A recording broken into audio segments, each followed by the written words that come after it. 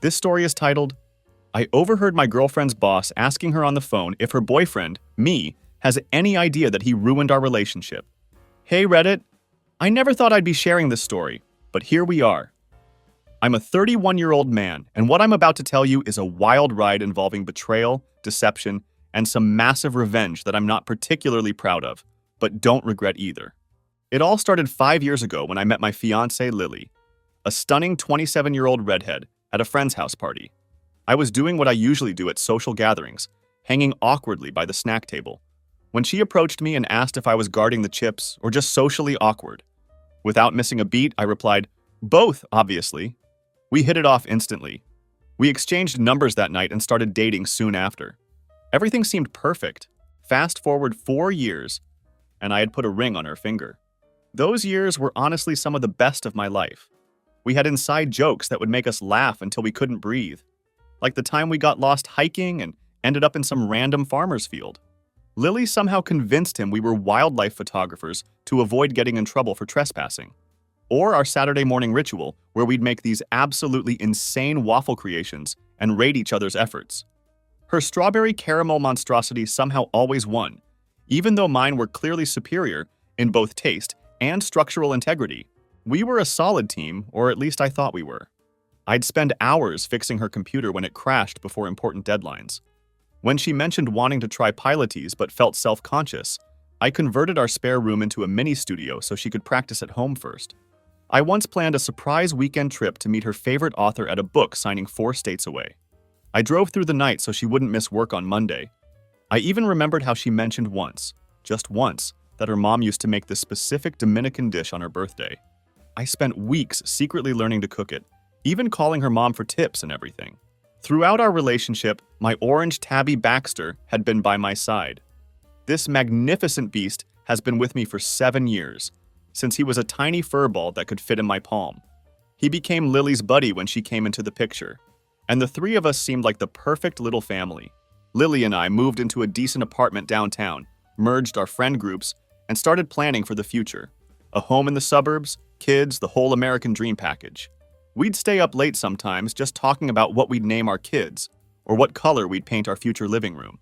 We even had a joint savings account for our honeymoon in Greece that we'd been dumping money into for over a year. Almost $18,000 sitting there, waiting for us to blow it on Mediterranean food and wine. But something strange started happening about 6 months ago. Baxter, my formerly affectionate cat, suddenly started giving Lily the cold shoulder. It was as if she was covered in dog smell or something he found deeply offensive. I figured maybe she had accidentally stepped on his tail or something. But looking back, I realized that animals just know when someone's character changes. Turns out cats make better judges of character than love-struck idiots like me. And boy, had Lily changed. It started about 8 months after our engagement, happening so gradually that I almost didn't notice. First came the work emergencies that kept her at the office until 9 o'clock or 10 p.m. Happening maybe once a week, then twice, then becoming almost routine. When I offered to bring her dinner during these late nights, she'd get weirdly defensive, saying things like, "The security desk is a hassle," or "We're in a classified meeting room." I should have seen these excuses for what they were. Then came the team-building workshops that mysteriously fell on weekends. Her phone became permanently attached to her hand, and she jumped like she'd been shocked whenever it buzzed. If I walked behind her while she was texting, she'd flip that phone over faster than you could say suspicious activity. I'm not stupid. These were red flags the size of Texas. But when you're in love, your brain explains away the obvious. I kept telling myself, she's just working hard for that promotion, or her boss is demanding, or she's ambitious, and that's one of the reasons I love her. I was making excuses for her behavior when I should have been asking the hard questions. The appearance changes came next. New haircut, more makeup, fancier clothes for work, lingerie I never saw her wear.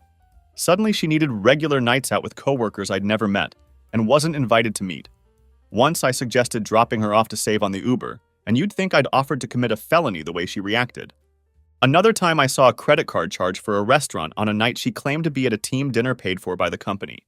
When I casually mentioned it, she had a whole story ready about how her boss's card was declined, so she covered it and would be reimbursed. 2 months later I checked. No reimbursement ever came. Still, I ignored the alarms blaring in my head. But I'm getting ahead of myself. Let me tell you about that Thursday in May when everything changed. Lily was in the shower singing some Beyoncé song completely off-key, not her talent, when her phone lit up on the coffee table. The notification preview just happened to pop up where I could see it. The contact name was Office Daddy, and the message read, "Hope your clueless fiancé doesn't get suspicious. See you tonight." Office Daddy? Clueless fiancé? I felt like someone had dumped a bucket of ice water over my head. My heart started racing, and for a second I thought I might throw up, but I somehow kept my cool. I didn't confront her when she got out of the shower, didn't mention the text, didn't give her a chance to spin some story or gaslight me into thinking I was paranoid. I just kissed her goodbye when she left for work and told her I'd probably be asleep when she got home since I had an early meeting. That night while she was out with Office Daddy, I wanted to see it all for myself. After a lot of thinking, I remembered something crucial. When we first started dating, Lily used the same email and password for everything. She eventually got better about security. But what if some of those old accounts were still active? It was worth a shot. I opened my laptop and tried her old login info. I typed in her old email address, the one she used for everything when we first started dating. For the password, I tried the same one she used back then. Her childhood dog's name plus her birth year. Simple, predictable, exactly the kind of password she'd never change because it's too hard to remember new ones. And bingo, first try, I was in. I clicked on her DMs, scrolling through the recent ones. Nothing unusual at first, just friends, her sister, some coworkers. But then I saw it, Office Daddy. And what I found made my blood run cold. It was like watching a train wreck in slow motion, except the train was my relationship, and the wreck was happening right in front of me. There were hundreds of DMs between her and Daddy Nathan, real subtle, right? Going back almost 8 months. Pictures I don't even want to describe, messages making fun of me, plans for their future together. It was all there, laid bare before my eyes. In one particularly charming exchange, she wrote, "Thomas is so sweet, but so easy to manipulate. He's so focused on our wedding plans, he has no idea I'm planning my exit." They had inside jokes about me, about how I never questioned her stories. They were literally bonding over deceiving me. Nothing brings couples together like shared hobbies, I guess. I kept scrolling and found a conversation from just 3 weeks earlier about timing their plan. She was letting me book wedding venues while planning her exit strategy, calling me sweet but easy to manipulate. Nathan called her smart and sexy, saying once her promotion came through next month, she could give notice and tell me whatever story she wanted. She'd already started moving important stuff to her parents' place, and I hadn't even noticed her winter clothes were gone. They planned to drain our joint accounts after the promotion. He was arranging it all, leaving me with the wedding deposits, probably right after I added her to my investment account as a surprise anniversary gift. I closed the laptop feeling punched in the chest. 5 years with someone who talked about me like I was some mark in a long con, someone moving her things out while planning a wedding with me, someone who saw my trust as a weakness to exploit, easy to manipulate me, the guy who once orchestrated a 3-week practical joke involving my college roommate's car. Oh honey, you have no idea what manipulation looks like, but you're about to find out. I could have confronted her, created a scene, thrown her stuff out the window, and been done with it. Or I could take my time and make sure both Lily and Office Daddy Nathan got exactly what they deserved. Baxter looked up at me and meowed, as if to say, destroy them. Smart cat. That's exactly what I planned to do. I spent that whole night planning while Lily slept next to me, totally clueless that I knew what she was up to. She was knocked out cold, probably tired from her work activities with Office Daddy, snoring like nothing was wrong. Meanwhile, I was wide awake, my mind racing with possibilities for revenge. I'm not normally a vengeful person, but this situation was different. This wasn't just cheating. This was months of lying, manipulation, and straight-up disrespect. The messages I saw weren't just about the affair. They were making fun of me, planning how to leave me once she got what she wanted. That kind of betrayal doesn't deserve forgiveness. It deserves some big, fat revenge. First thing the next morning, I called in sick to work. I told my boss I had food poisoning. As soon as Lily left for the office, I got to work on phase 1 of my plan, protecting my assets. See, Lily and I had several joint accounts. The biggest was our honeymoon fund, then there was our emergency fund, about $9,500. I opened a new bank account at a completely different bank and started moving money. Not all at once because I'm not an amateur, but in chunks that wouldn't raise suspicion. I left some cash in the joint accounts so she wouldn't notice anything weird. By the end of the week, I had secured about $25,000 of my own money that she couldn't touch. The next step was gathering intelligence. While Lily was at work, I went through everything in our apartment methodically, searching every drawer, closet, and hiding spot. I found receipts for jewelry I never gave her. A $750 necklace, $1,100 earrings, even a bracelet worth over $1,500. I discovered hotel bookings for work conferences that I knew for a fact were romantic getaways. Luxury suites at hotels just an hour outside the city, always booked for Friday through Sunday. But the real goldmine came when I remembered her old laptop. She'd gotten a new one for work about a year ago, but kept the old one as a backup. It was collecting dust in our storage closet. I fired it up, and because Lily was lazy with tech security, it didn't even have a password. Perfect. The familiar desktop appeared with all her old files still intact. Digital breadcrumbs leading straight to her betrayal. I navigated through her folders, knowing I was about to uncover the full extent of her deception. Her email was still logged in, and holy crap, the stuff I found made my stomach turn. Not only were there explicit exchanges between her and Nathan going back nearly a year, but there were discussions about company finances that seemed off as hell. References to using the project budget for personal expenses, a weekend spa retreat coded as team building, shopping sprees disguised as client gifts. Even a down payment on a car masked as transport costs. There were dozens of mentions of coding certain purchases as business expenses, with Nathan explaining exactly how to categorize their romantic dinners and hotel stays so nobody would question the charges. It was obvious that Nathan wasn't just sleeping with my fiancé. He was using company money to fund their affair. They weren't just having an affair. They were stealing, putting both their careers at risk for the thrill of their illicit relationship. While digging through all this evidence, I realized I needed an inside man. Someone who could give me insight into what was happening at their company in real time. Someone with access to information I couldn't get on my own. And I knew exactly who to call. My old buddy Ryan. Ryan was my friend from college who happened to work at the same company as Lily and Nathan. Not in the same department, but close enough to be useful. He worked in IT with access to company servers and email logs, so this seemed like the perfect time to reconnect. I dialed his number. "Dude, long time no talk," he said when he picked up my call. "What's going on?" I got straight to the point. "Ryan, I need your help with something. It's about Lily and her boss." After I told him about the situation, he wasn't at all surprised. In fact, he revealed that Nathan had a long-established reputation around the office for having affairs with employees before Lily.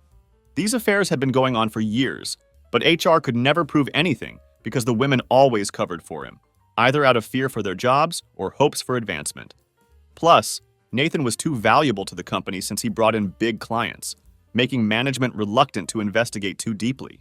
Ryan painted a picture of a predatory boss who used his position of power to seduce subordinates, creating a toxic work environment that everyone knew about but nobody addressed. Ryan also told me that Nathan's wife Amanda had no idea about her husband's behavior. She was apparently this super sweet woman who organized charity events and volunteered at animal shelters, the complete opposite of her scumbag husband. I felt sorry for this woman I'd never met. She was another victim in this mess. That's when I decided my revenge needed to be nuclear. Not just for me, but for everyone who had been affected by Nathan's behavior. I would bring the whole house of cards crashing down. Ryan eagerly agreed to be my eyes and ears at the company without tipping them off, mentioning that he'd love to see Nathan go down after making his life hell for 4 years. Perfect for me. Now I had an inside man. For the next couple of weeks, I played the role of clueless Thomas to perfection. I didn't change my behavior at all. When Lily said she had to work late, I'd say, "No problem, babe. I'll keep dinner warm." When she mentioned another business trip, I'd respond with, "That's great. I'm so proud of your dedication." With every lie she told, I gave her more rope to hang herself. And man, did she take it. She got bolder, sloppier, more confident that I suspected nothing. Meanwhile, I was setting up the perfect trap. I installed tracking apps on her phone while she slept. Again, heavy sleeper Lily equaled easy target, and she sleeps like she auditioned for a corpse role. I forwarded copies of all her emails to a secret account I created. I documented everything: dates, times, screenshots, recordings. But gathering evidence was just step one. I needed to make Nathan incriminate himself even further, and for that, I had a brilliant idea. Lily's phone had fingerprint unlock, and she was, as I mentioned, a ridiculously heavy sleeper. So one night after she passed out, I carefully took her hand and pressed her thumb to her phone. Unlocked. I opened her messages with Nathan and started typing. "Hey, I'm worried Thomas might be getting suspicious about the money. He asked about the necklace you got me." Nathan replied almost immediately, "Don't worry about it. He won't figure anything out." He boasted that the necklace wasn't even bought with his money, but with the Zenith Project budget, a client account he controlled completely. His arrogance was astounding. When I pushed further about the safety of using company money like that, suggesting someone might notice the unusual expenses, he bragged that he'd been doing it for years and knew how to code expenses so nobody would ask questions. He even detailed his method, spreading costs across multiple budget lines, creating fake vendor accounts, falsifying receipts. A complete confession of systematic fraud. I took screenshots of everything, careful to delete the conversation from her phone afterward. Bingo. The next morning, Ryan texted me, "Dude, you won't believe this. Nathan just approved a $7,000 client entertainment expense with zero documentation. The finance team is asking questions, but he's shutting them down." The pieces were falling into place. Nathan wasn't just cheating with my fiancée, he was committing fraud. And Lily wasn't just cheating on me, she was benefiting from the fraud. Both fireable offenses, possibly even criminal ones. I spent that weekend creating a detailed document tracking all the suspicious expenses I could find, cross-referencing them with Lily's new jewelry, weekend trips, and spa days. Ryan helped by quietly gathering information from the company's finance department. By Sunday night, I had everything I needed to destroy them both. But I still had one more card to play, contacting Nathan's wife. She deserved to know what kind of man she was married to. As I sat in our living room, petting Baxter and finalizing my revenge plan, Lily walked in from another work meeting. She kissed me on the cheek and asked what I was up to. I told her I was thinking about the future with a smile that didn't reach my eyes. "Ah, that's sweet," she replied, completely missing the dangerous edge in my voice. "I'm going to take a shower." As she walked away, Baxter hissed at her, something he'd been doing more and more lately. He knew what was coming, and so did I. The storm was about to hit, and neither Lily nor Office Daddy Nathan had any idea they were standing directly in its path. Monday morning came around, and I was ready to execute the next phase of my plan. Instead of immediately dropping all the evidence I had collected, which was already enough to nuke both their careers, I forwarded all of it to Ryan, who was becoming increasingly valuable as my inside man. Ryan was all in. Turns out Nathan had made his work life hell for years, passed him over for promotions, took credit for his ideas, and generally treated him like garbage. This was Ryan's chance for payback, too. The next day, Ryan called me during his lunch break with shocking news. Nathan had been called into a meeting with the finance team that morning for a random audit of expense reports, and his name had come up. Apparently, he looked like he was going to pass out. When I asked if they had found anything, Ryan said not yet, but they were digging. Even more interesting was that Nathan had immediately gone to HR afterward and tried to disclose his relationship with Lily, seemingly trying to get ahead of the scandal. But HR already knew something was up because 3 people had complained about favoritism in their department. This was better than I could have hoped for. They were unraveling on their own, paranoid that they were about to be caught. And the best part? I hadn't even made my first official move yet. It was time to accelerate things. I decided to contact Nathan's wife, Amanda. Finding her wasn't hard. She had a public Facebook account dedicated to her charity work. I created a new email address and crafted a careful message. "Dear Amanda, I apologize for contacting you this way, but I believe you deserve to know the truth. Your husband Nathan has been having an affair with his employee Lily Mason for at least 8 months. I have attached proof, screenshots of conversations between them. I am not doing this to hurt you, but because I believe you deserve honesty. A concerned person, I attached just enough screenshots to prove the affair, but held back the financial fraud evidence for now. One nuclear bomb at a time." 2 days later, Ryan texted me with explosive news. "Dude, you won't believe this! Amanda showed up at the office." She walked straight to Nathan's office during a meeting, slapped him in front of everyone, and screamed that she knew everything. Security had to escort her out while Nathan locked himself in his office for the rest of the day. Lily called in sick. I smiled as I read this. Phase 1 complete. Now it was time for Phase 2. Exposing the financial fraud. I compiled a comprehensive document detailing all the appropriated funds I could track. Hotel stays coded as business trips, jewelry purchased as client gifts, dinners labeled as team events when it was just the two of them. In total, I estimated they had defrauded the company of at least $85,000 over the past year. With Ryan's help, I created an anonymous email account and sent everything to the company's CFO, the entire finance team, the board of directors, and for good measure, every employee in the company, including Lily. The subject line read, "Fraud, Embezzlement, and Misconduct, the Nathan Parker File." The email went out at 9:15 a.m. on a Tuesday, right when everyone would be settling in at their desks with their morning coffee. I imagined the chaos that was about to unfold and felt a deep sense of satisfaction. While all this was happening, Baxter sat in my lap purring contentedly, as if approving of my actions. That evening, Lily didn't come home. My phone remained silent. No calls, no texts, nothing. But Ryan kept me updated on the nuclear meltdown happening at their office. Nathan had been escorted out by security, with them taking his laptop and phone. Lily was being questioned by HR and the legal team. The CFO had called an emergency all-hands meeting to address the serious allegations of financial misconduct. People were even placing bets on whether the police would show up tomorrow. I slept better that night than I had in months, knowing that karma was finally catching up to both of them. The storm I had carefully crafted was now raging at full force, and I was safely watching from a distance. The next morning, I woke up to an email notification. It was from our landlord confirming that I had requested to have Lily's name removed from our lease. I had already secured a new apartment across town, paid the security deposit, and arranged for movers to come at the end of the week. Lily and Nathan thought they were so clever, planning their future while destroying mine. But they never stopped to consider one crucial fact. I wasn't the clueless fiancé they thought I was. And now they were learning that lesson the hard way. The next 48 hours were absolute chaos. My phone blew up with notifications, mostly from Lily, a few from mutual friends asking what the hell was going on, and even one from a number I didn't recognize that turned out to be Nathan. I ignored all of them. Let them panic. Let them scramble. Ryan kept me updated on the office apocalypse. Apparently, after my email blast went out, the company went into full crisis mode. The CFO and legal team sequestered themselves in the conference room with stacks of financial reports. The board of directors called an emergency meeting. Just a typical Tuesday at the office, right? According to Ryan, Nathan was done. They found way more financial irregularities than even what I sent them. Looks like he'd been pulling this crap for years, not just with Lily. Shocking, I know. The guy who cheated on his wife and stole company money wasn't just doing it this one time. What are the odds? What are? As for Lily, she was having a total meltdown.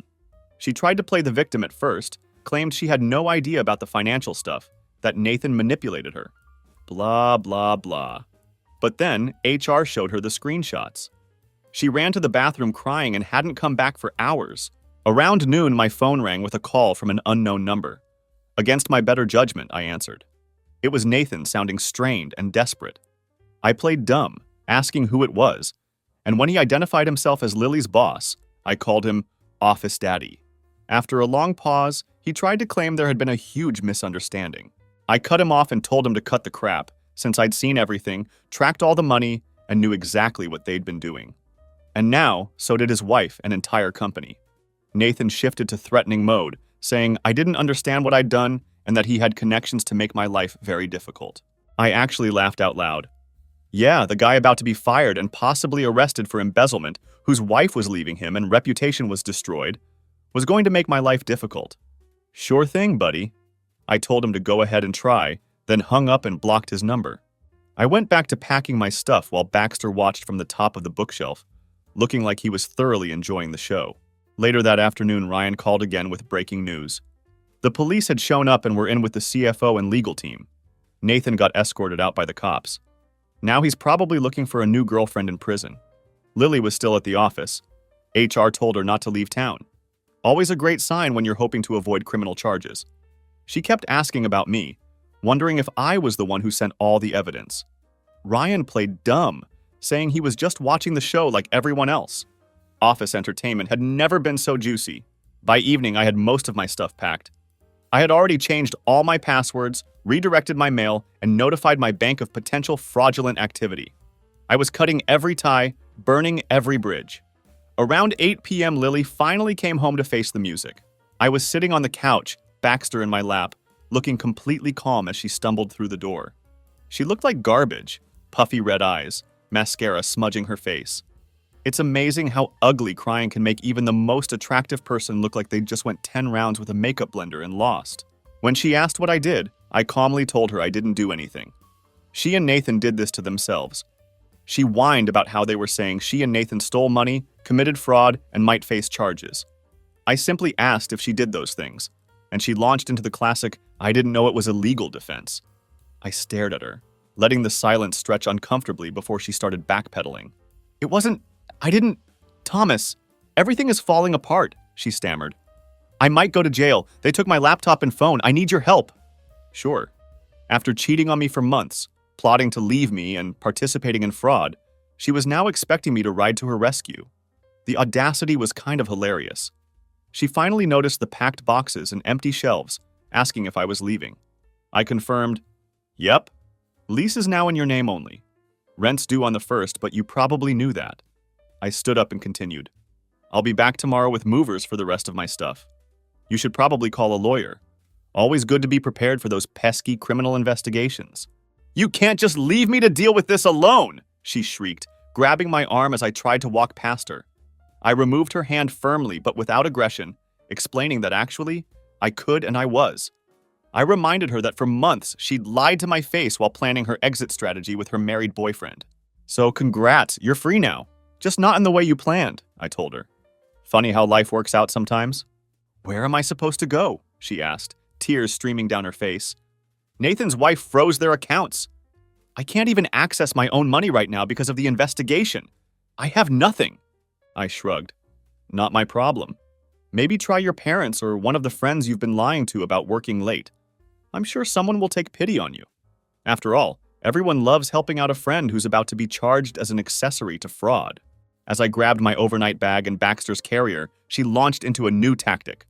"I'll tell everyone you abused me. I'll ruin your reputation. You think you've won, but I'll destroy you." I turned back with a smile. "Go ahead. Tell everyone how your fiancé caught you cheating and reported actual crimes to the authorities. I'm sure that'll win you tons of sympathy." I pulled out my phone. "Also, I'm recording this conversation, so thanks for the threat. That'll be useful for the restraining order I'll be filing tomorrow. Nothing says I'm innocent, quite like threatening to falsely accuse your ex of abuse." Her face crumpled as she realized she had no leverage. Then she started sobbing uncontrollably. I felt nothing watching her break down. No satisfaction, no pity, just a hollow sense of closure. "Goodbye, Lily. I hope you'll get the help you need." I walked out the door, not looking back. I drove to my temporary hotel room until my new apartment was ready. The storm I had unleashed was still raging, but I was already miles away, safe and dry, while Lily and Nathan drowned in the consequences of their actions. And it felt damn good. A couple of weeks later, a lot had happened. First off, I was fully settled into my new place. It was a bit smaller than our old apartment, but it was all mine. Baxter adjusted immediately and seemed happier, actually. Probably because he no longer had to share space with Lily. Ryan continued keeping me updated on the office drama, which apparently hadn't died down at all. The company launched a full-scale investigation into Nathan's department, and they were finding financial irregularities going back at least 3 years. Turns out Office Daddy had been running his little scam long before Lily came into the picture, and he'd been screwing other coworkers before Lily became his new toy. The CFO was apparently on the warpath, with a forensic accounting team going through everything. Nathan was completely screwed. Criminal charges, civil lawsuits, the works. What a shame. I'm absolutely heartbroken for him, really. He made his bed.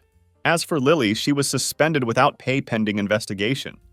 They hadn't decided whether to fire her outright, but her career was toast either way. Well, sucks to suck, Lily. Remember the show Lily made earlier with her threats? I found them funny, though I was never afraid of her. But why not add some salt to the injury when I could? So the day after I moved out, I filed for a restraining order against Lily. Her threats about ruining my reputation were enough to convince the judge, especially with the recording I had. She couldn't come within 500 feet of me, my home or my workplace, and couldn't contact me through any means. If she violated it, she'd go to jail. Simple as that.